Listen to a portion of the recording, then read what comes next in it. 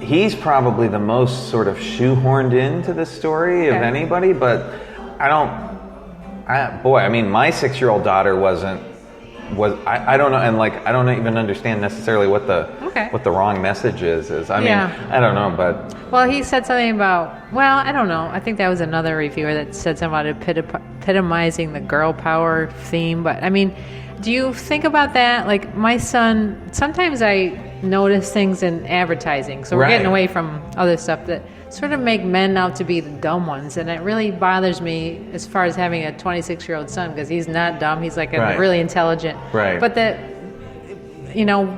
because we've now focused on giving females more power, which isn't a bad thing. Right. We somehow have to suddenly start putting men down, and I don't feel like that's correct. No, I agree. I agree with that. I mean, it's hard for me to have any sympathy for white males in America. Right. I mean, like... No, I agree. But I don't think we need to, take being a white male in America, I have zero sympathy for myself. I don't think we need to take them all down. Right, yeah, no, I mean, but... Right. I don't know, but I also But you didn't see anything in Frozen 2, for instance, that, was, No, there was nothing anti-male. Okay, good. No, I mean... if anything, there was sort of what I took from it was a very sort of not pro-woman or anti-man but it was pro self-discovery. That's beautiful. Which is sometimes where you are isn't the right place to be. Yeah, exactly. And I feel like that movie, or your role in life that you've been set up for or told this is what you're going to be. Right. Isn't quite actually that's not quite right. Okay, and actually the person who's not supposed to be there might be better, or again. Okay. So let me ask you, have you gone to any of the other movies that were nominated? I'll tell you what they were. For Golden Globes, this is for Best Animation. How to Train Your Dragon, did you see that? Was that a 2, also a sequel? Gosh, I want to say that's 3 or 4. Okay. No, I did not go and see How about that. Lion King, did you see that? No, I have we could do a whole nother podcast. I am very anti this weird trend of taking these quote unquote new classics from the second golden era of Disney, the late 80s, early 90s, movies that I was seeing when I was, a kid, and this let's put it in this weird CGI uncanny valley, like the Aladdin movie, the Lion King movie, the Beauty and the Beast movie. And it's just what is this serving? You know what else is a really great version of Beauty and the Beast? Beauty and the Beast. How about just watch that? I don't, and I understand it's to make money. Right. They're in the business. But it's also lazy because there's so many good storytellers out there who probably have great ideas. Well, and this goes to a deeper problem with all of film, is that with get a movie made, we're in such a blockbuster culture, you kind of have to always start from some sort of original IP. Yes. And you can see now where ideas, these movies are coming out where you can tell it started as this other idea, and they're we also own the rights to Baywatch or whatever. Let's do that so we can get hit all the hardcore Baywatch fans or whatever. I don't know if you see this in music too, but I feel bad sometimes for my son because, again, all these bands are still performing, Rolling Stones, you know. I mean, it's give the new guys a chance. I don't know, because people rely on those classics, but I think that's going to be phased out. I mean, I think Father Time is phasing them out. Nature will take its course. Father Time is undefeated last I checked, but so... that's true. But I didn't know if you have ever experienced that in music where you're can you give the new guys a chance? I don't know.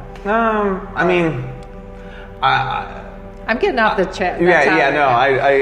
I don't feel that way. I feel because I've got pretty stodgy taste, but I think I think good recognizes good. Yeah. You know, and I just feel like everyone, and in music, it's almost easier now to kind of find your niche. Yeah. Because I play in an Irish speed folk band, and somehow we're doing really well, and we're like really blowing up on Spotify in Germany, of all places, based in Sarasota. What's the name of their band? We're called Clover's Revenge. Nice. But so we've got this very bizarre, big following in Germany, and you know, we've done a tour of Ireland. We're going to do a tour of Scotland. But like, nice. It's like, how does this stupid band of 3 guys from Sarasota, like, how are we doing this? That's like, good. But it's happening. Yeah, like, you found so the niche. Okay. Yeah.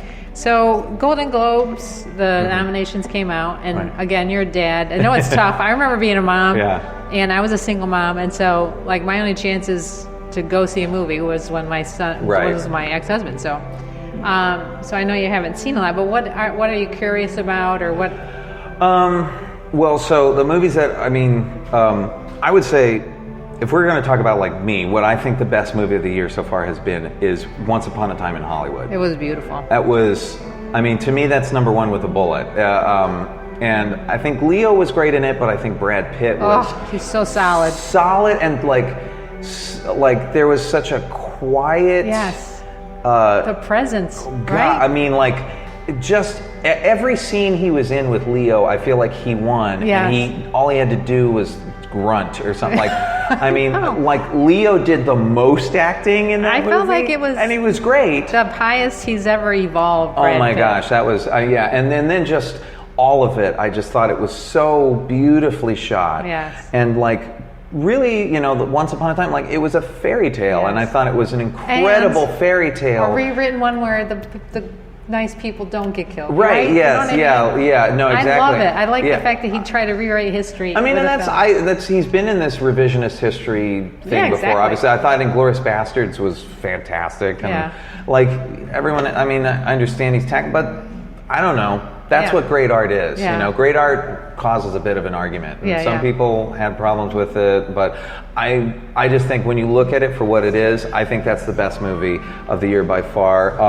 The movie, I just watched The Irishman, and we're going to talk about that next week. We're going to have a special show with that. And that, what I would say is, I think the movie is exceptionally good, and what I gathered from it, what I kind of had a feeling, it reminds me a lot of Akira Kurosawa in his later period, and specifically of the movie Ran, his sort of take on the King Lear story, where it's this very epically shot, but there's a great, he's doing this incredibly long. It's a long film, and I'll say too, like, shut up about it being too long. Yeah. Like, it's long though, but it's 3.5 hours. Well, I read the book, and the book is very long too. Right. You can't encapsulate this guy's life story. Right. I mean, but I think there's such a beautiful meditativeness to the film. Like, that's right up there, and I think that's a great film. And we'll go in more in depth with that later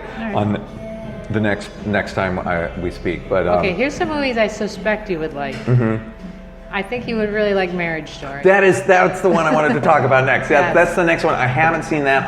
That's probably going to be the next one I see. I'll just tell you, going into it, I loved Adam Driver in Girls. I've loved him in other things too. I love him in Star Wars. Lucky Logan. Okay. He was great in Lucky Logan. Logan. I mean, so I know he's got it, but I was too worried I wouldn't be able to get past his Adam Driver-ness. You know what I'm saying? Yeah, no. And the same with Scarlett. I love her. Yeah. But again, she's such a huge figure, an icon, that it's almost like they disappear in this movie. That's amazing. Well, it's funny, so that's a movie that I've really wanted to see, being a child of divorce and being a divorced dad. Like, I mean, there's part of me at first, it's like, I grew up as an Orlando Magic fan, and when they did a 30 for 30 about when, you know, the heyday in the mid-90s, and then Shaq and Penny leaving, like, it was like, I remember that. I don't really need to be reminded of it, though. So, but I'm really excited for that. And it's funny because you know, this obviously Marriage Story is a film by Noah Baumbach, who